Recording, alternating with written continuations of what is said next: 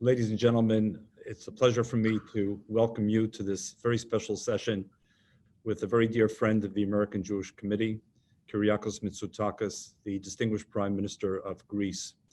Kyriakos, thank you so much for joining us.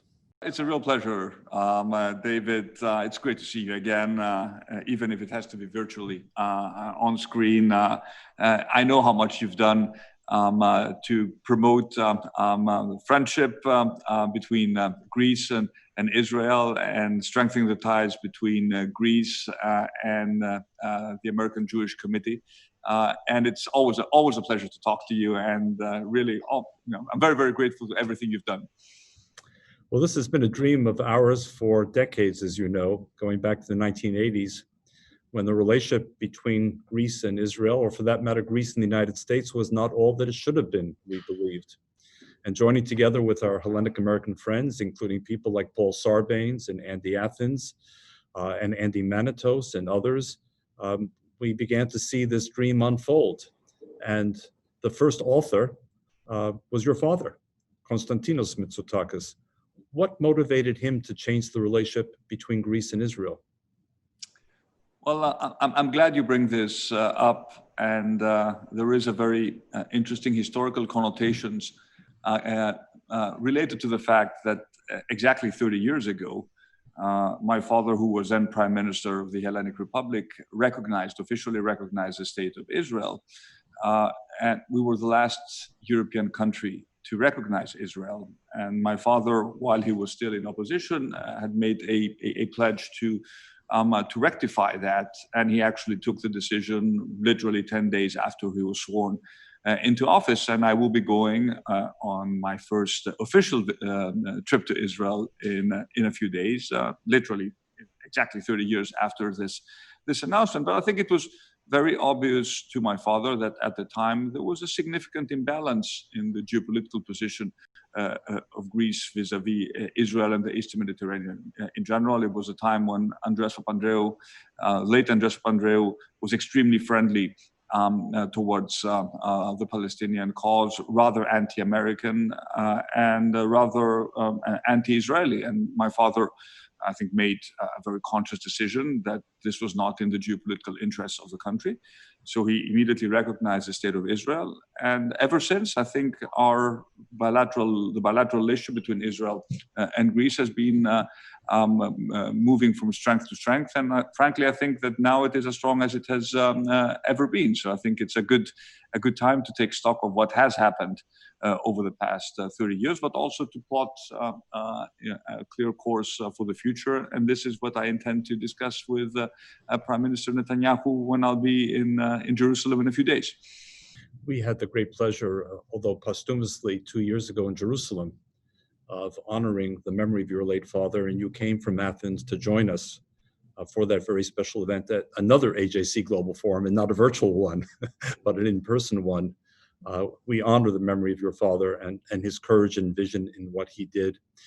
Describe for us in greater detail, if you would, Kyriakos, the state of the bilateral relationship between Greece and Israel today, because I suspect that many people who are not part of this sort of inner circle don't really fully appreciate either the breadth or the depth of that relationship. First of all, I need to point out to your audience that the strategic relationship has been receiving support from almost the entire political spectrum in Greece. The previous government, which was a government that started out as a government of the radical left, became slightly more reasonable as it spent more time in office, also realized the value of this relationship. So right now, the three main parties, the three largest parties in parliament recognize that this is a relationship that has particular strategic importance. And it is a relationship that has a very clear foreign policy and defense component, which in my mind can be strengthened further. But it is also a relationship which increasingly also has a very important economic dimension. It's also a relationship that has clear regional ramifications. The trilateral framework of discussion between Greece, Cyprus, and Israel brings to the table three stable democracies in a relatively unstable part of the world. And if you add to that equation the plus one aspect of the US also joining in various discussions of this trilateral format, I think you are developing essentially a connection between the countries that share similar values and have similar concerns regarding our part of the world. I'd also like to focus a little bit more on the economic aspect of the relationship.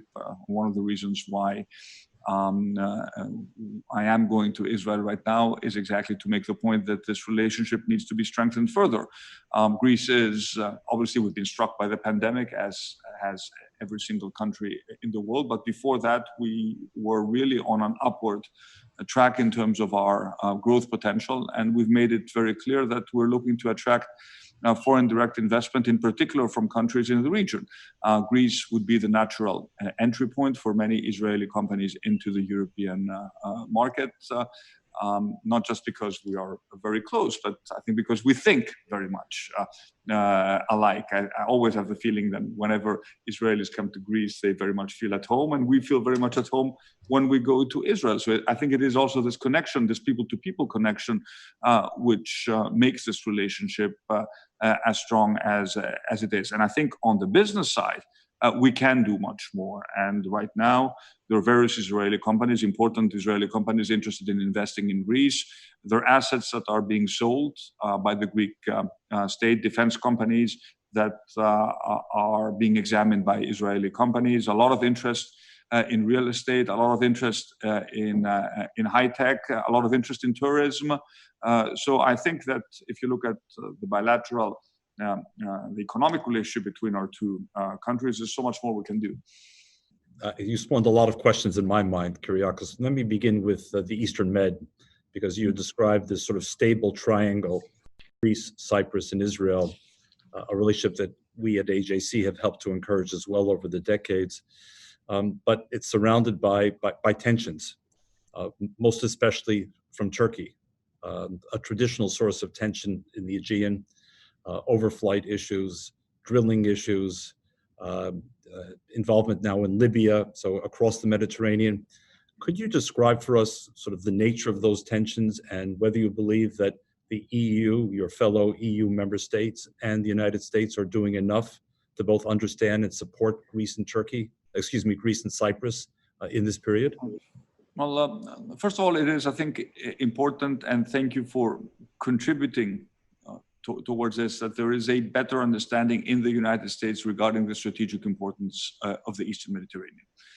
It's an issue which is being discussed much more in Congress, but also within the administration, regarding the strategic importance of the area, but also its potential to destabilize essentially, the southern flank of NATO and generate, additional problems that would come on top of what is already a relatively volatile region. The relationship between Greece and Turkey, as you know, has been a complicated one. We are neighbors. We will always be neighbors.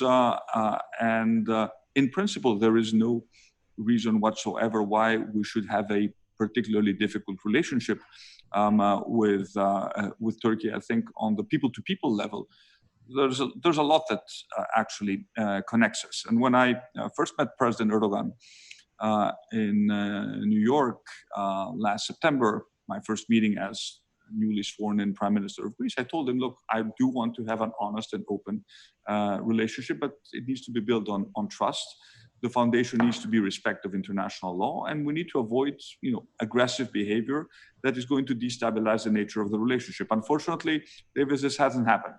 And Turkey has behaved very aggressively in the region, both vis-a-vis the bilateral relationship itself, with a significant number of overflights over Greek islands, even the Greek mainland, but in particular, as far as its role in Libya is concerned.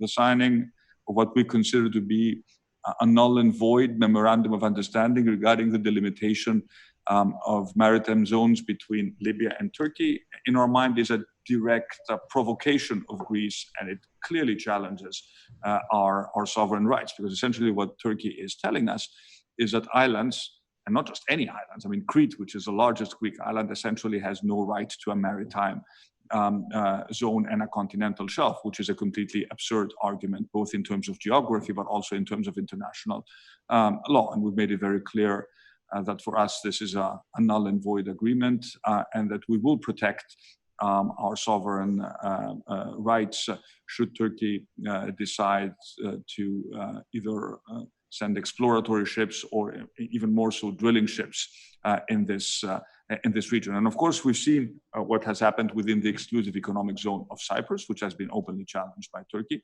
So you have a country that has difficulties adhering to a status quo of good neighborly relations that have at its foundation the respect of international law.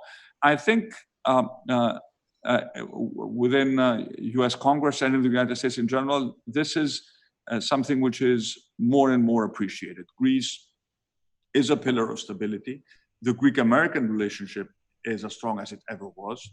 We have been receiving a lot of support by the US State Department in terms of public statements that fully support Greece's claims regarding the sovereign rights of our islands, which is something that is very encouraging. And I honestly hope that we will not see any additional provocation by Greece vis-a-vis by Turkey vis-a-vis Greece. Now, as far as your other question is concerned, the role of the EU, I've made it very clear to the EU leadership that if Turkey wants to have an honest discussion regarding the nature of its relationship with the European Union, it needs to stop provoking EU member states. So, in order to have an honest dialogue with Turkey, the precondition is that you stop any sort of activity that is clearly challenging our sovereign rights. And if that were not to happen,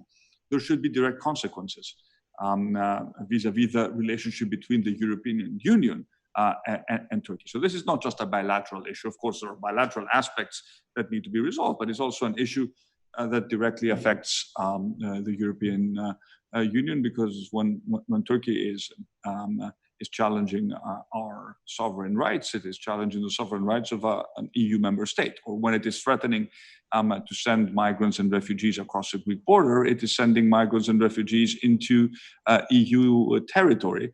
And when we are protecting our borders, we're doing it also on behalf of the European Union. We're not just protecting Greek borders, we are protecting European borders.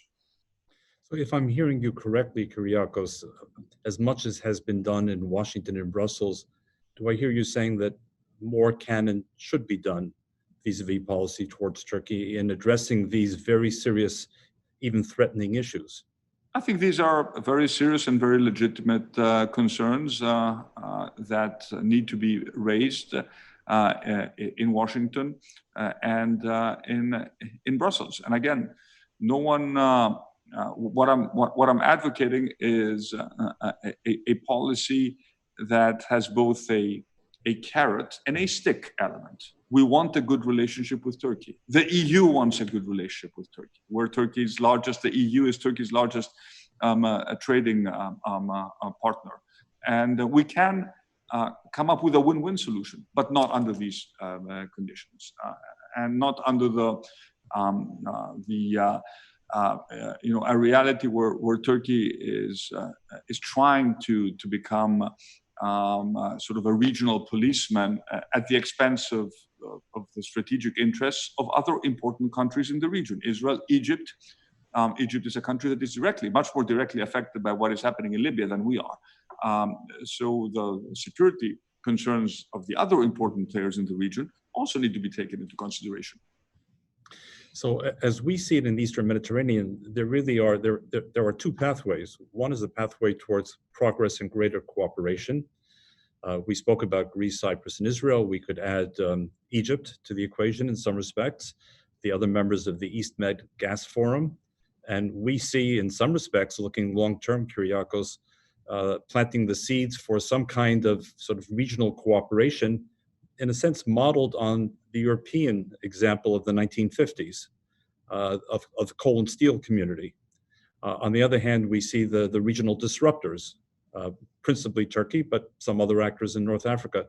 Do you see the potential for that sort of regional cooperation expanding over time along the European model, or is that pie in the sky? Well, that's the European Union has moved, has made huge progress since its early steps as a community of nations that were trying to recover from a devastating war. Certainly, this is a partnership that can be strengthened much further. And I would like to point out, David, that when we cooperate, when we sit at the table to discuss, we're not doing it at the expense of anybody else. We're not doing it because we want to isolate Turkey. It's a question of whether we can agree on the basic values that need to define the nature of our relationships. And when I go and visit Prime Minister Netanyahu and the Israeli leadership in Israel, I'm not doing it because I'm thinking about the implications vis-a-vis Turkey. I'm doing it because I value and I cherish the Greek-Israeli relationship on its own merit and on its own right. So, of course, we have our national interests in mind, and it is much easier to cooperate with countries that share our basic values. And if Turkey chooses not to participate in these discussions, it is its own choice, but it is self-isolating itself with the way it is behaving. And this is clearly not.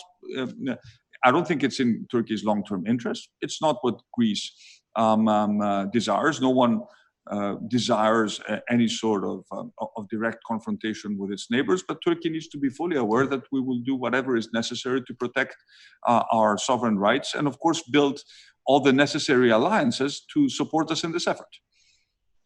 Kyriakos, speaking of the European Union again, but with respect to another issue close to our heart at AJC, the relationship that's developed between Greece and Israel, as you spoke of, has a strategic dimension to it. The EU is made up of 27 member states with very sort of different outlooks and national interests. Do you see a point at which Greece can be helpful in sort of convincing other EU member states that need convincing, not all do, but some do, that the relationship you've developed with Israel is the model for the relationship the EU should develop with Israel? And not just as a gift to Israel, but in the self-interest, the enlightened self-interest of Europe itself, just as it's in the enlightened self-interest of Greece? Well, you have an ally within the European Union. Yes, not necessarily all countries may share our approach, but we are part of the Eastern Mediterranean, so I think we understand each other better. So yes, I think it is easier maybe for us to explain the complexity of our region and why Israel is on the right side of history and on the right side of the national interest of the European Union as a whole. So you can always count on our support within the European Union. You have a very close friend. We do, and we thank you. And in that respect as well, as I'm sure you know, in 2013, the EU took a position on Hezbollah and decided to create two Hezbollahs, a political Hezbollah and a military Hezbollah, even though Hezbollah itself insisted we are one unitary organization. The EU listed only the military wing, but not the political wing. More recently, the United Kingdom and now Germany have acted on their own to ban all Hezbollah activity on their territorial soil. Do you see any possibility that Greece would raise its voice in Brussels on this issue, or perhaps follow the German example and act nationally? Well, first of all, we are very much concerned about issues that directly affect Israel's security. So I fully understand the point that you raise. Regarding the list itself, Greece does not have a separate Greek list of organizations that are labeled terrorists. So we tend to follow the EU list, which you correctly point out splits Hezbollah into two, although I also have my doubts about whether this distinction is actually meaningful. I understand the sensitivity of the issue. I will discuss it with the Prime Minister during my visit to see what approach we can take, although I do need to point out that we don't have a separate Greek list, and so far we have always fully complied with the European list. But I very much understand your point, and whether we can do something on top of what we have traditionally done will be discussed between myself and Prime Minister Netanyahu. Thank you so much for that, Kyriakos. That's a particularly important issue for us. It is for the United States as well. And I would only, again, stress that Germany faced the same challenge. It did not have its own national list. It relied on the EU list. However, it found a way through its own national legislation simply to ban Hezbollah activity on German soil, including fundraising, recruitment, and so forth.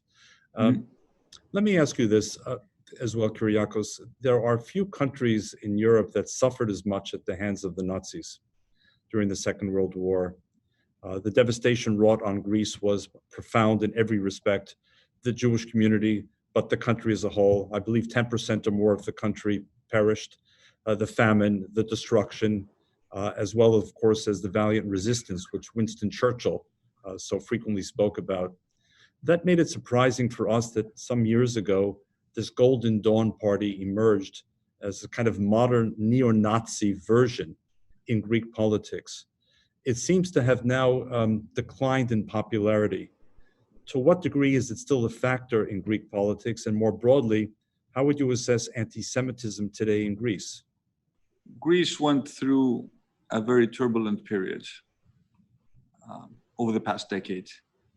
And there were a lot of extreme voices that for a certain period of time resonated with relatively small parts of the Greek electorate. And the most visceral, the most extreme, the most disgusting was Golden Dawn. And it is indeed strange that a country that suffered so much during the Nazi occupation would not be totally aware of its historical legacy and allow such a political aberration to emerge. The good news is that Golden Dawn did not make it into parliament during the last elections. And I think they are moving towards obscurity. I made it a personal mission to do whatever I can so that they don't actually pass the 3% threshold and enter parliament. And we succeeded in that effort, not just us, but I think the entire political establishment. It was a victory for Greek democracy as a whole. Now, this doesn't mean that we're completely finished with extreme right anti-Semitism and neo-Nazism.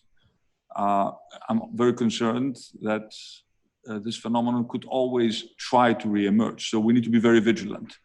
But Greece is moving away, David, from the politics of anger and hate. We're moving into a new period where people are more optimistic, more reasonable. And when these extreme voices have much less of an audience. So I'm reasonably optimistic that we will never see another neo-Nazi extreme right party in parliament. Are we completely finished with anti-Semitism? No. And that's why we need to be extremely vigilant. And you know that we've adopted all the necessary legislation and definitions of anti-Semitism, and we have an excellent relationship also with the Greek Jewish community, which, as you rightly point out, suffered tragically during the Second World War. 97% of Greek Jews perished. We had a vibrant Jewish community in Thessaloniki. Almost all of them went to Auschwitz, never to return to Thessaloniki. In my home town, Chania, we had a vibrant small Jewish community. They were all put on a boat which was sank. Nobody survived. So these are tragic, tragic stories. And the memory of Greek Jews and the history of the Holocaust needs to be kept very much alive. That's why I'm also so much focused on making sure that we complete the Holocaust Museum in Thessaloniki, in order to send a clear signal that what happened during the most tragic period in human history will never ever be repeated. So we remain extremely vigilant. We know that we're not completely finished with this phenomenon, but I think most of the hard work has been done. Kyriakos, thank you. I think our time is running out, respectful of your demanding schedule, but there are literally thousands and thousands of viewers around the world and across the United States, including many of our Hellenic American friends who are watching this discussion. And to them, I simply want to say, even a few years ago, when people spoke about Greece, they spoke about economic devastation. They no longer do. Greece has experienced a remarkable turnaround. And one example of Greek leadership came during COVID-19, where under your leadership, Greece was one of the European countries that really stood out in a remarkable way compared to other countries, and of course, including to what's been happening here in the United States. Greece and America today, and I want to give a shout out to Jeffrey Pyatt, the US ambassador to Greece, have really forged a much stronger and more comprehensive relationship. And as you heard, Prime Minister Mitsotakis is a dear friend of Israel, and his first post-COVID-19 trip outside of Greece indeed is to Jerusalem to meet the Israeli leadership. So in that spirit of respect and admiration and friendship, Kyriakos, thank you for speaking to the AJC Virtual Global Forum. We hope next time it will once again be in person. It's always a pleasure to talk to you, David, and thank you for also recognizing the important work that the Greek American community is doing in the US. I know you have a very close partnership. Our interests are aligned, and I do hope to see you in person sooner rather than later. And hopefully in Santorini and not just Athens. Yes, or in any Greek island for that matter. Thank you. Thank you, David. So much. Bye-bye. Bye.